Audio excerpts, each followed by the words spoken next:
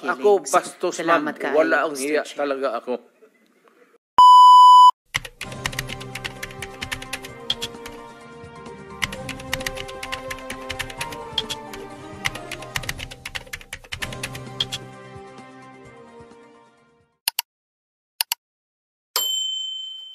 To express my apologies, especially to Senator Ontiveros, kasi sensitive sa mga ganitong, yung karakter ko ho, gano'n talaga. Baski saan mo ako ilagay, gano'n ka. Even in front of anybody. Gano'n talaga ako. Bastos ako. Walang hiya ako kasi galing ako sa baba. Salamat Class kaayo, three Mr. ako, Chair. Hindi ako sensitive. Ayaw ko lang talaga ng bastos. Ayaw ko ng walang hiya. Lalo na pag pinag-uusapan natin Kaya, ng ma'am, seryosong bagay ng war on drugs saka Kaya extrajudicial killings. ako bastos, ma'am. Salamat kaayo, Wala ang Mr. hiya Chair. talaga ako. Yan ang totoo. Tigilin na po natin yung pagsisira at paninira sa mga Hindi ba institusyon. paninira, ma'am? Because we need, Sinasabi ko, para sabihin kulang. pero may nasabi Hindi rin nila kasalanan.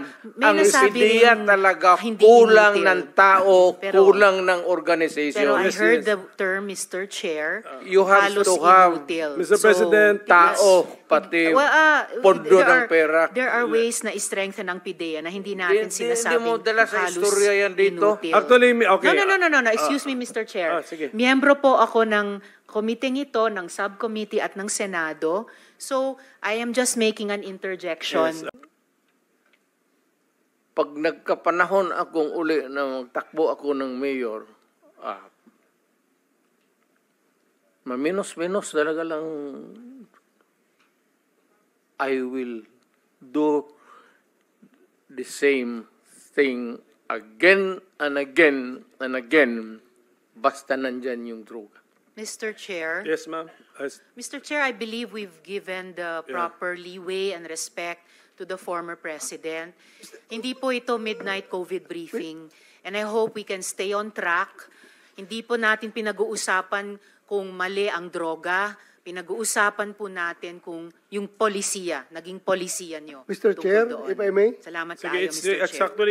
actually the turn of Senator Bato, and let's give him 10 minutes of uninterrupted time to ask questions. Okay, sandali mo naman. Before my time starts, Mr. President, Mr. Chairman. May I just be clear on this? Yung ano yung lumalabas sa karakter ko, yung policy ko, yun na yung experience ko, kaya lumalabas yung sa utak ko, pati bunganga ko. Yun na yung galit ko. Galit talaga ako sa droga, sasabihin ko sa inyo. Mainit ako. Thank you. Thank you, Mr. President. Lahat tayo, we are all the product of our own experiences. Tama. Sige, Senator Bato, you have the floor. Yeah, thank you, Mr. Chair. I just would like to remind our colleagues, Mr. Chair, if I may, that we invited the former president to listen to him. Sana kung magsalita siya, bigyan na naman natin ng time dahil pumunta siya dito eh. Si Senator De Lima kanina, haba-haba na sinasabi. I never interrupted her. Kahit anong sinasabi niyang mahaba. But, itong ating nag-raise pa nga ng hand yan kasi gusto niya magsalita. Sana, hintayin natin matapos. Huwag natin i-interrupt, Mr. Chair. Yun lang po. Nagpapalabas na ako ng aking observation. Salamat sa Senator. Pero yun, nasabi ko na rin, nalabas ko na yung galit ko. It's really a rage dito sa... anak lang rin ako ng mahirap. Dumating kami ng Davao na we have to hack. Puro kahoy pa yan. We have to clear the forest para makapusto kami. Kaya dumaan ako dyan sa yung boulevard na yan. You will be familiar because you're from Mindanao. Diyan kami nakatira sa nagkarinderya ang nanay ko noon nung dumating kami sa... Kaya nakita ko yung hirap ng Lalo na sabi ko, yung nanay na lumabas, nagtrabaho, padala ng pera, tapos yung pera niya nandoon sa droga. Thank you, sir. I'm sorry, but tapos na ako. Thank you Nailabas so ko much, na. Sige. Salamat. Hindi na ako magano. Ito for the information, si Colonel Grijaldo. Ayan. Ngayon, ang Davao, ngayon, taga-Davao ko man. Taga-Davao kayo lahat. Kayo mga general, dumaan doon. O ano, good time na. Peaceful na. Walang gulo. Walang pickpocket. Pero, wala, hanggang dyan lang. Kalimutan na ng tao yan because sa bagay naman trabaho mo yan eh. Tama naman sabihin ng tao na, bakit kami may utang na loob sa iyo? Bayad ka. Trabaho mo yan. Tama yan. In theory, tama yan. Tama sila. Kayong mga pulis. Ikaw. Pati ako. Pero, yung dapat lang malaman na yung pagiging mayor ko, pagiging talagang presidente, dinibdib ko yan. Wala akong agenda. Wala akong dinagdag na baski isang poste sa bahay ko. Wala akong bagong kotse. Hindi ako nakatikim ng Mercedes-Benz. Dinibdib ko talaga ang trabaho ko para sa bayan ko. Ayaw ko maging hero. Kasi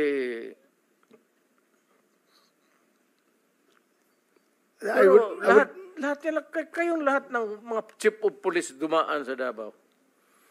And I would like to take this opportunity with the permission of the chairman that I would like to thank you, Mr. President, for your war on drugs. If there was no war on drugs, there is no Senator Bato.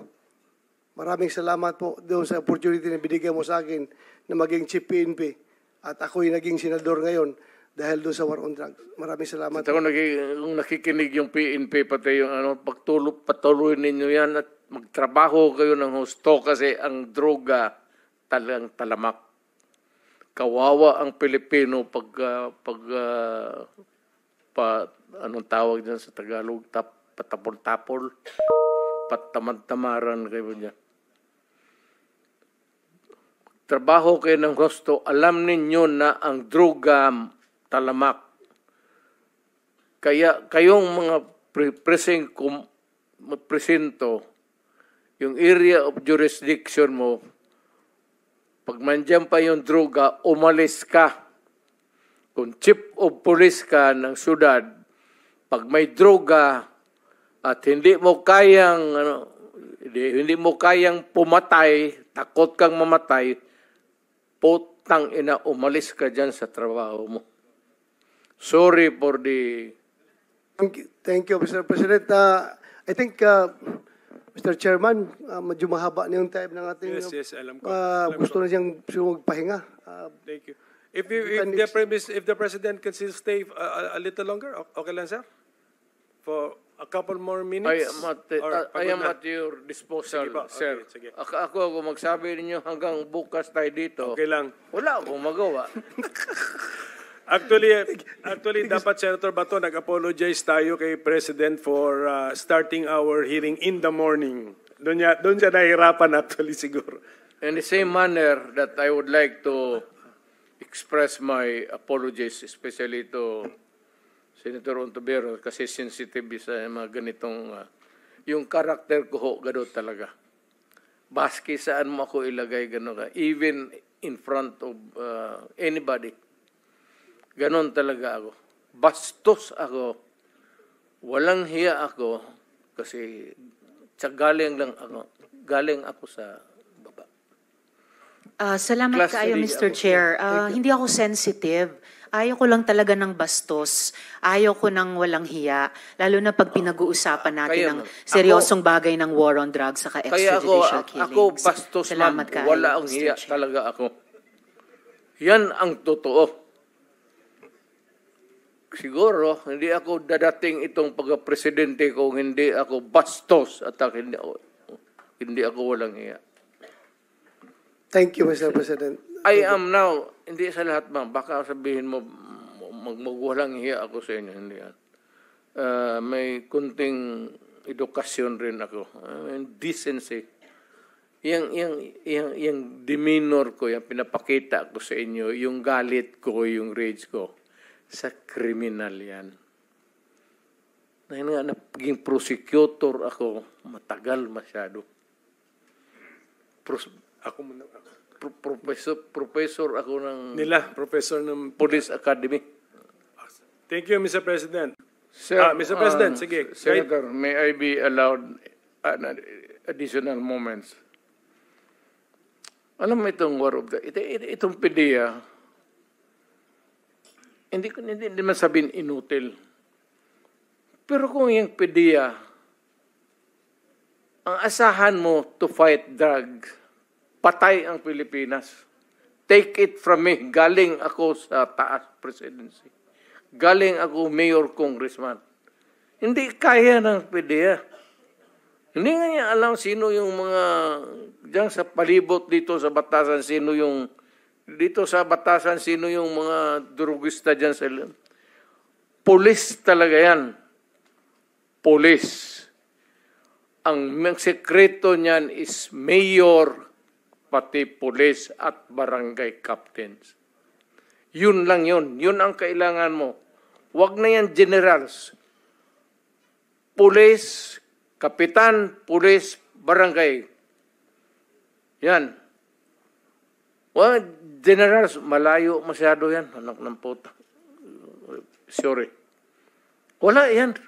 You cannot solve the problem. Nandito na lang rin tayo pag-usapan natin what's the best approach to. The best approach really is dito sa baba. Barangay captain, tapos yung mga mayors, dapat nilang pukpukin talaga.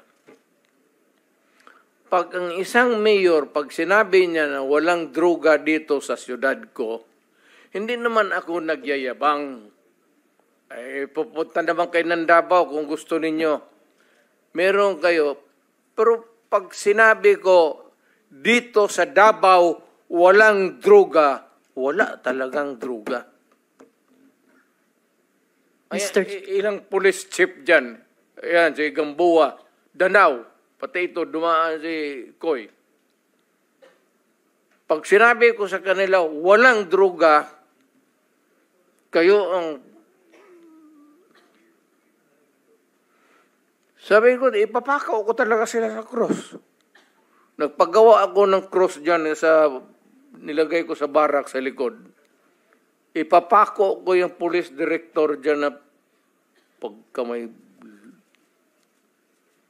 Trabaho ninyo yan eh. Yes, sir.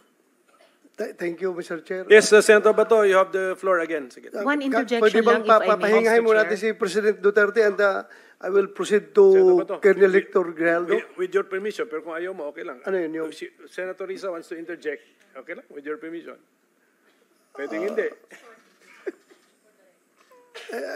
Para kanino, For the for record the record. only. Okay.